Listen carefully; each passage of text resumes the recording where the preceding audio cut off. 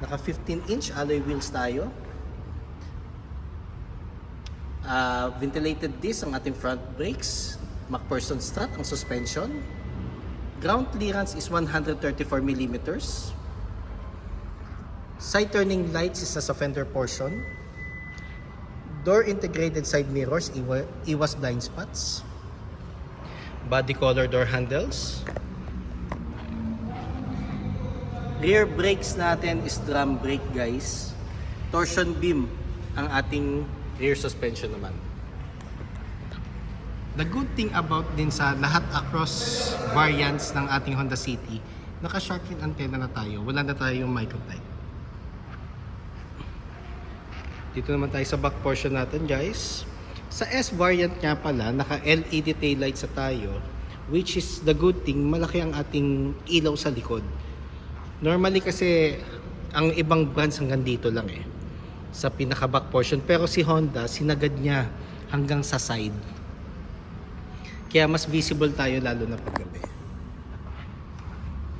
Pakita ko lang ulit yung back portion. Ito guys, wala pa siyang reverse camera and backup sensor. Pero lagi naman tayong may option na magpalagay kasi we offer naman mga accessories na para ma-upgrade ang inyong units. 519 liters of compartment space. Isa sa mga best asset yan ng Honda City. Mas marami tayong malalagay ng mga gamit. Flexible din ang ating compartment.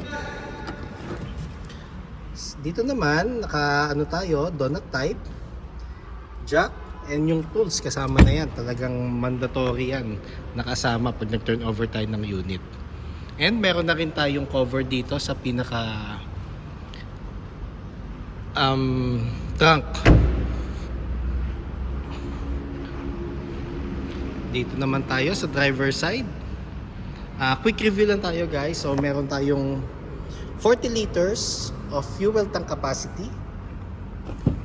Minimum octane is 91. Kung gusto nyo mag higher octane, much better kung yun ang preferred nyo. Pero kailangan maintain or consistent na isang octane lang ang gagamitin natin. Door panel natin for the second row is urethane with fabric. Ang ating seats naman is fabric din. Ang difference,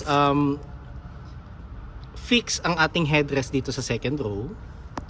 Ang ating ceiling naman is light gray. Ang ating dome